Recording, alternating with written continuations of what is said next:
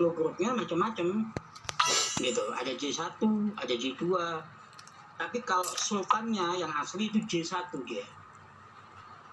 Oh iya, oke, baik, ya.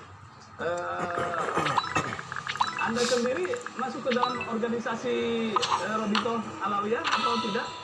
Oh enggak, kita bukan bagian dari Mbah Alawi ya, atau tidak tercatat di Robito Alawiyah, tidak tercatat karena memang bukan bagian dari Alawiyin, Mbah Alawi gitu.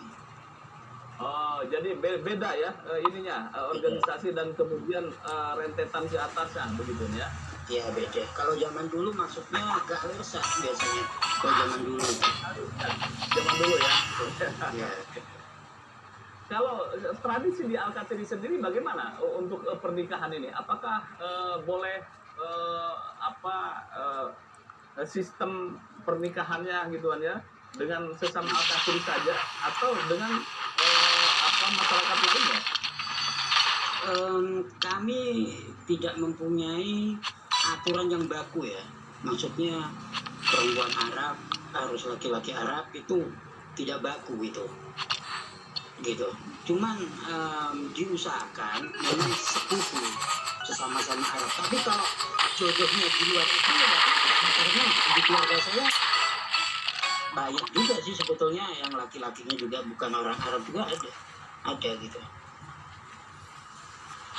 Dan itu bukan suatu permasalahan yang prinsipil banget, itu enggak. Iya.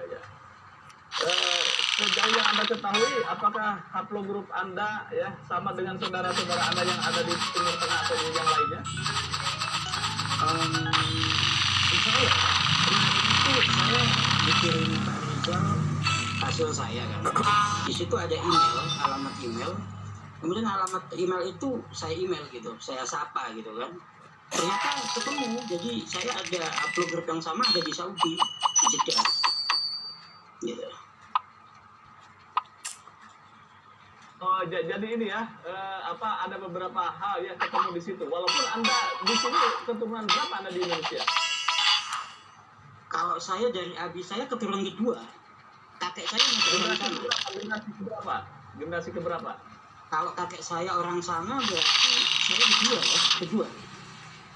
Oh, atau ketiga ya? Kedua itu ya? Iya. Oh, ya. Ketiga ya? Generasi ketiga ya? Baik. Terima kasih Bung Abdillah, Anda sudah muncul, mungkin nanti bisa dianalisis oleh Dr. Sugeng. Dr. Sugeng, ini kan kalau Mas Abdillah ini haplogrupnya adalah JM172 dan dia memiliki silsilah sampai ke Nabi Hud. Ini bagaimana Dr. Sugeng analisanya? Itu silsilah keluarga itu mungkin ya bikin proyek sendiri ya, bagian C itu gitu ya.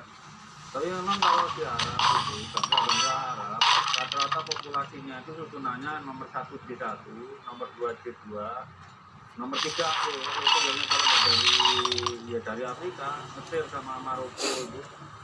Dan keempat R biasanya komposisinya begitu bangsa-bangsa Arab. Kalau R1A ya dari Persia, 1B dari Eropa. Jadi ya memang antara J1 dan kakeknya mereka berdua ini Pak Mas Farhan dengan Mas Abdillah ini kakeknya 31.600 tahun yang lalu di kakeknya. Ada juga ya. Sudah sananya gitu ya? Iya, mungkin mereka kakak adik yang keluarga Mas Farhan ya jalan-jalan sekitar Babilonia, yang keluarganya Mas Abdillah tuh jalan-jalan ke Mediterania sana. Tapi mereka berkerabat dekat kayaknya, karena kalau melihat komposisi Kohanim itu yang lainnya kedua itu ya dia kemungkinan dari ipar-iparnya Nabi Ibrahim itu kemungkinan ya itu ya.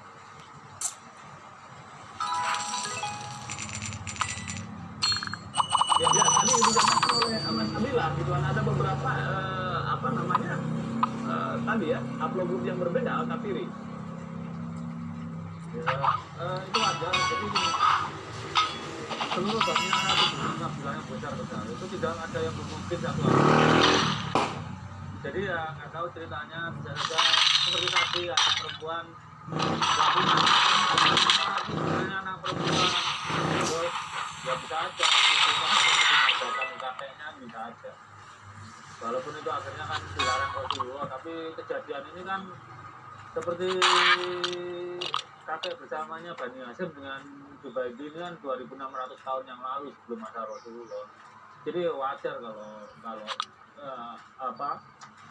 hablukul berbeda-beda, apalagi suku-suku Arab itu kan sifatnya konfederasi ya, nggak murni satu solid dari satu kakek itu. Kadang ya ada introduksi dari laki-laki lain, aliansi atau gimana, itu dibahas di datangnya Dr. Majid Robinson.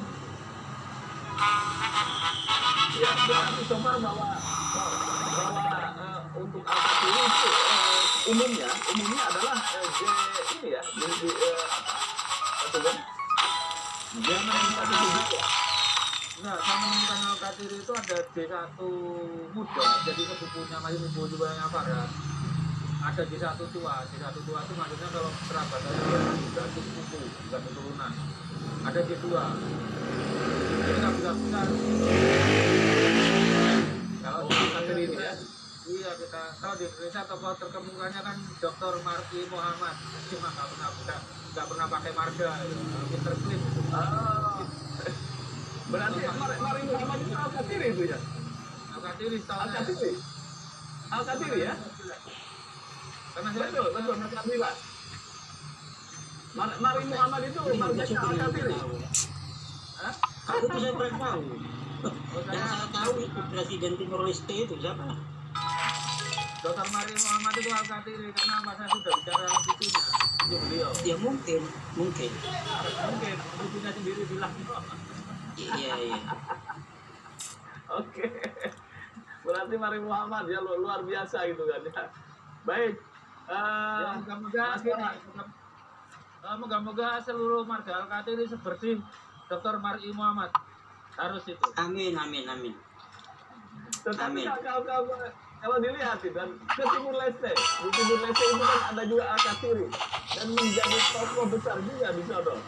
Dan kemudian juga di Indonesia ada tokoh besar Mari Muhammad. Artinya secara gen leadership menurut Dr. Sugeng, apakah ini memang ada relevansinya atau tidak nih, Dr. Sugeng? Nah itu kan tadi sudah dibilang Abdillah, mereka punya kesultanan dulu, Kesultanan Al-Qadiri. Itu ya urusannya Mas Abdillah lah. Silahkan terangkan sejarahnya Mas Abdillah. Kesultanan Al-Qadiri itu apa, pendiriannya Oke. Ya, jadi Kesultanan Al-Qadiri itu berdirinya kesultanan itu didukung oleh kabilah-kabilah Arab. Dan kabilah-kabilah yang mendukungnya juga kabilah-kabilah besar, gitu. Dan Kesultanan Al-Qadiri ini menguasai daerah Hadramaut sampai perbatasan Oman waktu itu. Gitu ya. Jadi kurang lebih sekitar 400-500 tahun Kesultanan itu berdiri. Gitu. Salah satunya kabilah saya yang mendukung Kesultanan Al-Qadiri tersebut. Dan Kesultanan ini menyebar sampai ke Saudi. Kalau saya lihat di Wikipedia, populasi Al-Qadiri itu dari berbagai macam marga itu 5 juta lebih itu populasinya. Sangat banyak.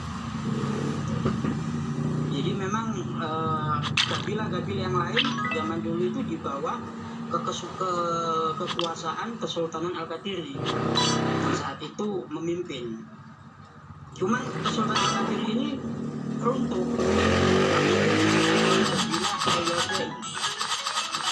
Kabilah Al-Qadiri didukung oleh Inggris menyerang Al-Qadiri dan Al-Qadiri kalah waktu itu. Gitu. Kemudian menyebar kemana-mana. Dan menjadi satu. Begitu ya.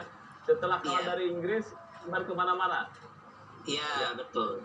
Di Saudi cukup Ya. banyak Al-Qadiri, banyak di Saudi, di Emirat, di Qatar, banyak. Termasuk di Indonesia juga cukup banyak juga. Nah, cerita kakek moyang Anda masuk ke Indonesia bagaimana? Bisa diceritakan sedikit? Kakek saya prediksi datang ke Indonesia itu sekitar tahun 1915. gitu, datang dari Yaman ke Indonesia berdagang, kemudian nikah. Kalau nenek saya masih sama-sama Alkatiri juga kalau nenek saya, gitu. Yang asli pribumi itu buyut saya. Iya, iya, iya. Buyut saya itu asli pribumi. Buyut laki-laki apa perempuan? Buyut perempuan. Itu asli Jadi pribumi. orang tua Anda menikah juga dengan orang lokal begitu ya? Iya, betul. Dengan orang Indonesia. Nah, Berarti ibu